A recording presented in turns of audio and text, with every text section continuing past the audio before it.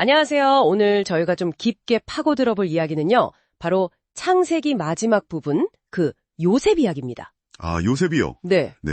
아버지 사랑받던 아들이었는데 형들한테 미움받아서 노예로 팔려가고. 그렇죠. 고생 많이 하죠. 그러다가 결국 이집트 총리까지 돼서 어릴 때 꿨던 꿈을 이루는 그런 스토리잖아요. 네. 다들 익숙하실 텐데요. 네, 아주 드라마틱하죠. 저희가 오늘 볼 자료는 창세기 37장부터 50장까지인데요. 네. 근데 이게 그냥 한 개인의 성공 스토리, 인생 역전, 이걸로만 보기엔 좀 뭔가 더 있지 않을까 싶어요. 맞아요. 그 점이 진짜 흥미로운 포인트인데요. 창세기가 왜 이렇게 요셉에게 많은 분량을 할애했을까? 혹시 이게 사회 전체의 구원, 그런 더 큰 그림의 청사진은 아니었을까요? 한번 그 숨겨진 의미를 찾아보죠. 네, 좋습니다. 사실 밑바닥에서 최고 자리까지 오른 인물 이야기는 역사 속에도 많잖아요. 조선 건국 공신이라든지 현대에도 많고요. 그렇죠. 흔하죠. 근데 성경, 특히 창세기에는 좀 다르잖아요. 그냥 위인전이 아니니까요. 보통 구원에 대한 책이라고 이해하는데 네, 핵심 메시지가 그거죠. 그럼 이 요셉 이야기가 담고 있는 구원은 과연 뭘까? 그게 좀 우리가 파고들 질문인 것 같아요. 아, 그 구원이라는 관점 좋네요.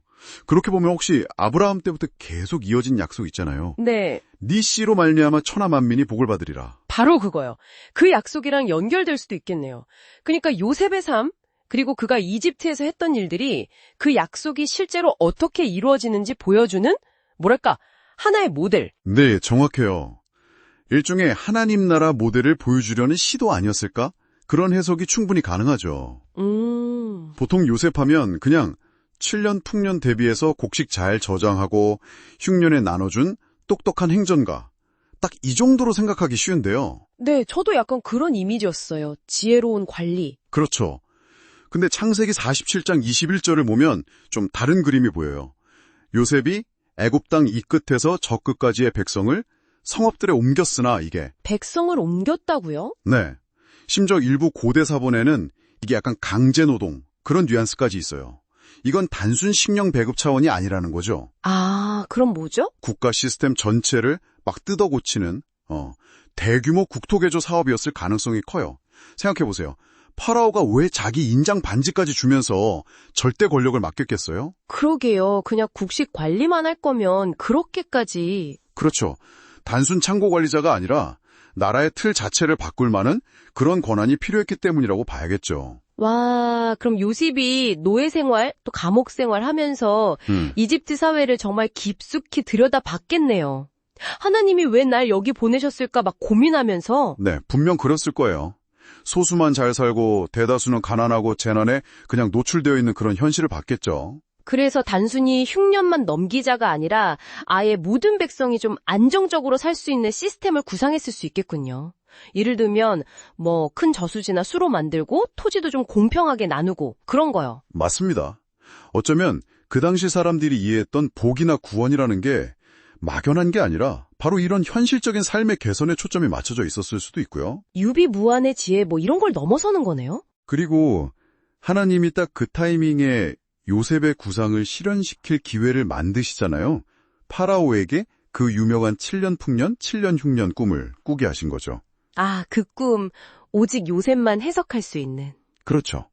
그러니까 요셉은 그냥 꿈 해몽 잘하는 사람이 아니라 이 꿈을 계기로 지금 국가 시스템을 바꿔야 합니다. 이렇게 주장하고 실행을 총책임자가 된 거예요. 왕권을 위임받아서요? 네. 7년 풍년 동안 곡식 저장만 한 게 아니라 아마 전국적으로 막 저수집하고 수로 놓고 땅 정리하고 어쩌면 사람들 살 집까지 새로 짓는 그런 대규모 프로젝트를 지휘했을 거라는 거죠. 와, 스케일이 엄청나네요.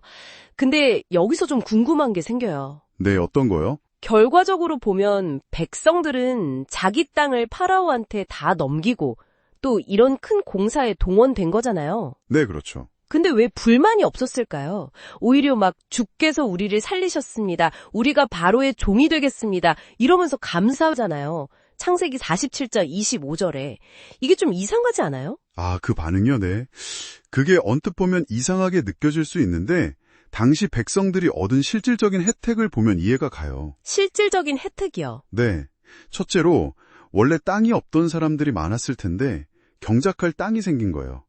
둘째는 당장 굶어 죽을 걱정, 종자까지 먹어야 했던 그 굶주림에서 벗어나서 안정적으로 먹을 걸 공급받게 됐죠. 아, 먹고 사는 문제가 해결된 거군요. 그리고 셋째는 아마도 홍수 같은 자연재해 걱정 없는 좀 더 안전한 곳에 제대로 된 집을 마련해 줬을 가능성도 있어요.